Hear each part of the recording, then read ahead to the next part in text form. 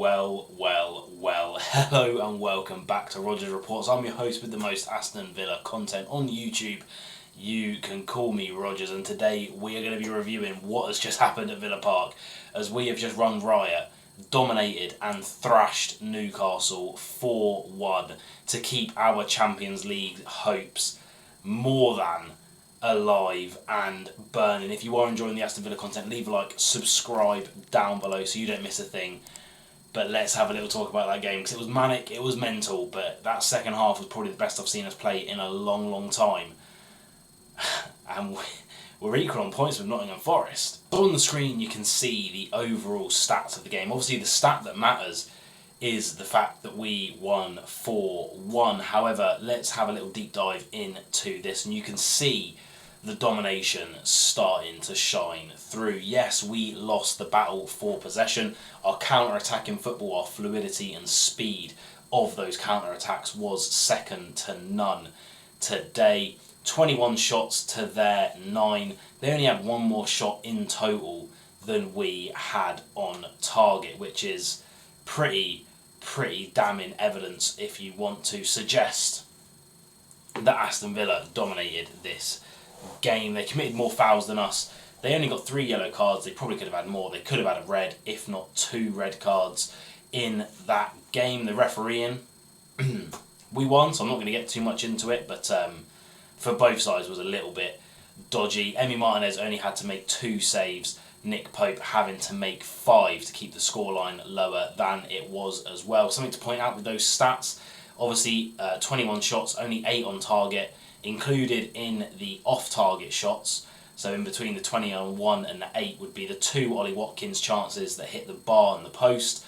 and the Jacob Ramsey one that hit the post as well. We could have easily won this game 7-8, if not more. Nick Pope, a ridiculous save from Morgan Rogers as well. But where does that leave us with the Premier League? Well, let's jump in to the live and updated standings. So as you can see on the screen, it is actually pretty pleasant reading for Villa. Man City left it late, but they did actually get a win over Everton, which does put them still 1 point above us. Bournemouth failed to beat 10-man Crystal Palace, so they are still only on 48 points, now 9 points behind us, so that gap opening up quite nicely. Fulham have a chance to bring the gap to about 6 points if they do get a win, but they're playing Chelsea.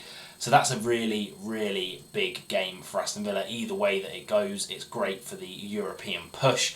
Obviously 7th place likely to get a European spot in the Premier League this year. So we are now on 57 points, the exact same amount of points as Nottingham Forest, who travel to Tottenham Hotspurs to play. They are coming off the back of back-to-back losses against Villa and Everton. So a loss there, and now there's a chance for us to think about that top 5. Chelsea, yes, are 3 points behind us. The goal difference vastly better than Villa's, but they again have to travel to Fulham, a tough fixture for them. So if those results both go our ways, this could be your Premier League table come the end of game week 33. If Chelsea, draw with Fulham, they will be on 55 points, 2 points behind Villa, and then we will obviously be on the same amount of points as Nottingham Forest if Spurs do manage to get a result there, which you wouldn't bet against them doing. They're such an up and down team. Yes, their form's terrible, but it's still Spurs, you know what I mean? In the day, they have talent all across the pitch, and it really sets it up for a mind-bogglingly fantastical, stressful run-in for the Premier League. But it's all shaping up nicely for Villa to be in Europe again next season. Which competition we'll be in, still, I don't know, but I think we're definitely going to be in one, to say the least. And now we move on to my player range. You can see the starting lineup there. Actually, if you go back to the preview video that I'd done, I wasn't too far off with some of my shouts. I called Maatsen and Mings starting, and Maatsen had a fantastic game, as well as Watkins up front, who I said would start this game. So maybe I do know what I'm talking about sometimes. But nonetheless, let's have a little review of the team. Now, Martinez, some great distribution in this game. Some fantastic long balls to find Watkins in behind. He nearly got Shah sent off, obviously, Watkins in this game as well. May or may not have been a red card. It was really on the edge for me. But, I'm going to be critical of Martinez here. I think he is the best goalkeeper in the world, if not one of the best goalkeepers in the world. That's why he's won the Yashin Award on back-to-back occasions, but this season I think even he would be vastly disappointed by the performances that he is putting in, and today nonetheless I think he'll be kicking himself that he let that Shah header in at the near post through his legs. For that reason I'll give him a 6, just because I think he should have saved it. I think he should have had a clean sheet today. That's just my opinion. It is what it is. Cash I'm going to give a 6-2 as well. I get a feeling sometimes in these games when I'm watching it that even the players on the pitch are just getting frustrated at Cash. Like there was a point where Rodgers just took the throw and didn't even wait for Cash to come. Watkins was having a go at Cash for cutting back instead of just crossing the ball early, which is something that he does historically. He loves a cutback. And I just think his time's up. I think his time is up now. Konsa, I would say an 8 for him. I thought he was really, really good this game. Did give the ball away sloppily once. But apart from that, it's Ezri Konsa. You know what you're getting with him. I think he's really bounced back after some criticism earlier on in the season. And this game, I pretty much forgot Isaac was playing this game. And he is probably the best striker in the Premier League right now on form. And that was also in part due to this man, Tyrone Mings. What can you say? Just when you think he's done, whenever he's called upon, he plays absolutely fantastically in a crunch game like this. And again, I can't give Konsa and Mings a rating lower than this purely because they kept Isaac, the best striker in the Premier League, I think, at the moment, dead quiet. Dead quiet. He got subbed off. I was like, oh, he was playing, was he? I didn't even realise. So big props to them. And then Maatsen, one of my early shouts for man of the match today. A 9 for me, a perfectly taken goal. I thought defensively he was a lot more solid than I have seen him in recent weeks as well. On the ball, very calm and collected, and maybe we're finally seeing why we paid so much money for a left-back with barely, or if not any, Premier League experience. Moving on into the midfield, and Tielemans, look, as good as Watkins was, goal and assist, as good as Rodgers was in this game, got an assist, should have got a goal, fantastic running on the ball. As good as Maatsen was in this game, as good as Onana was when he came on and got the goal, for me, I'm going to have to give Tielemans a 10.5 just to tip him over into the solid man of the match category for me.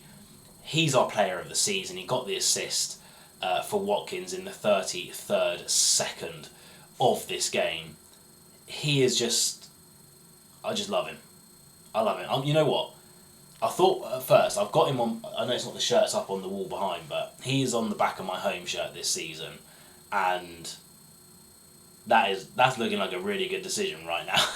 So we move on. Kamara, 9, a typical Kamara performance, commanding, calm on the ball, press resistant, and the thing I love about this team, whenever Tielemans or Kamara is on the ball, you just have no panics in the world. Yeah, I'm just so calm.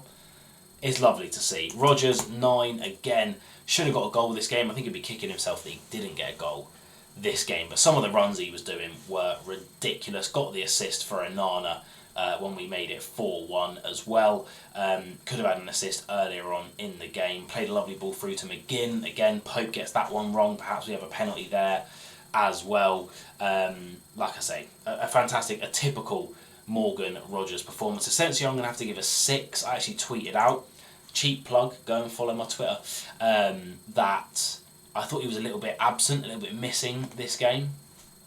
And I think that just shone through with him getting subbed off. I think he could have done more this game. McGinn, I'd give a 7. Again, slightly absent from this game. Did get stuck in at some points, some good runs, some good tackles. But I think he just got outshone by how good everyone else was in this game. And then Watkins I'd give a 10 to as well. Look, held up the ball brilliantly, got his goal, hit the post twice, got the assist for Ian Maatsen. So he was really involved in the 2 game-changing moments. Because as soon as we went 2-1 up, you just never really thought we were going to lose it. At 1-0 it was a bit shaky, but 2-1, Maatsen, the emotion of that goal, the way Villa Park was bouncing, I think, you can't go wrong with that. It was just such a magical game. But we'll move on to the subs now. The first two subs that came on and instantly made an impact, starting off with Jacob Ramsey. Came on, got the assist for the own goal, the Dan Burn, I think it was, own goal. Positive running, looked good on the ball, probably an 8 for him. He came on and instantly made it 3-1. He'd done what he was supposed to do, and he influenced the game in a positive way that ultimately reflected in 3 points for Aston Villa, so I can't give him anything less than an 8. And that's the same story for Onana. Came on and scored an absolute thunder rocket of a goal to make it 4-1. A fantastic finish. I'm really happy to see him come back from that injury. There was a lot of talk about Onana when he was out injured. He didn't want it. He's not a passionate player. He quits. He's not for the big games. He's not as good as the price tag would suggest. But I think he is on the road to proving the doubters very, very wrong. So an 8 for him as well. The other subs were really par for the course. Barkley, Rashford and Malen all had a decent little impact towards the end of the game. They were the only ones really trying at 4-1, to be honest, when you're coming off and you want to prove a point to the manager off the bench. So probably just 5s for all of them, probably because they didn't have enough time.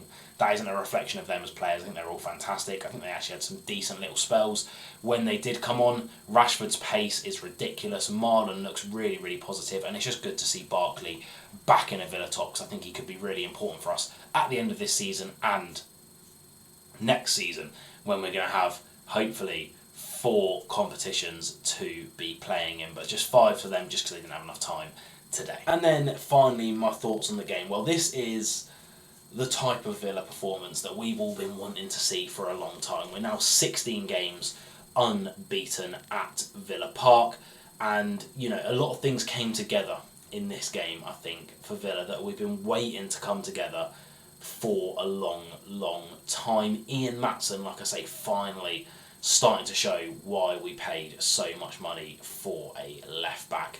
Tielemans continues his charge for our player of the season. I mean, he's got it wrapped up already, doesn't he? Morgan Rogers continues to show why he's one of the most unique players in world football. Watkins staking a claim that we don't need to spend 40 million on Rashford, because he's here and he's ready to start getting back in the goal involvements. We know he has a goal and assist in him on a good day pretty much every time we play him on a good day. And again, other people coming back into the fray. Onana getting his goal, looking solid. Konsa and Mings looked absolutely rock solid at the back, apart from the goal, which was Maatsen getting beaten at the back post, which, it's Fabian Schär. It is what it is. It came from a foul that wasn't a foul. Again, I'm not going to try and dig the referee out too much this game, even though it was a really bad performance from the referee, that's what I'm going to say. But everything just clicked today. We didn't at any point in the game, to me, at no point in that game, even when they pegged us back to 1-1, was I thinking we were going to lose that game. I thought there was at least a point, if not more, for us in that game, and the manner of the victory, finally getting our goal difference up. And this is an important game in many, many ways, purely because, we've got 2 of the most important games. Again, I'm going to be saying it every single week. This was the most important game for Villa this season when I previewed it. When I preview the Man City game on Monday, that's going to be the most important game of the season. Then we go into the FA Cup semi-final. Then we still have to play the likes of Tottenham, United, even though they're not very good anymore. Come on, let's be honest, they're still bogey teams for us. They're still fantastic teams with fantastic personnel. United, hopefully, because they are the last game of the season, will have a Europa League final to think about, and we rest in some players. So knock on the wood and hope and pray that United get through to that Europa League final, because I think it will benefit Aston Villa. But again, City on Tuesday, the confidence of beating PSG. Yes, we got knocked out of the Champions League, but beating PSG and then going and beating Newcastle, a team on a 6-game win streak, I think it was, or 7-game win streak, something ridiculous like that. A 5-game win streak in the Premier League, the most informed team in the Premier League before this game. Now Villa have taken that mantle over. I love this club. I love this club. I love that man. I just love that shirt, and that's the Bayern Munich goal. I'm never ever going to go, but you know what I mean. I love this club. Up the Villa. and I'll see you guys for the Man City preview very soon. Hopefully I might even be able to film this week in Villa tomorrow. So like, subscribe for more, and I'll see you soon. Let me know in the comments down below what you thought of the game. Clearly you're going to think it was good.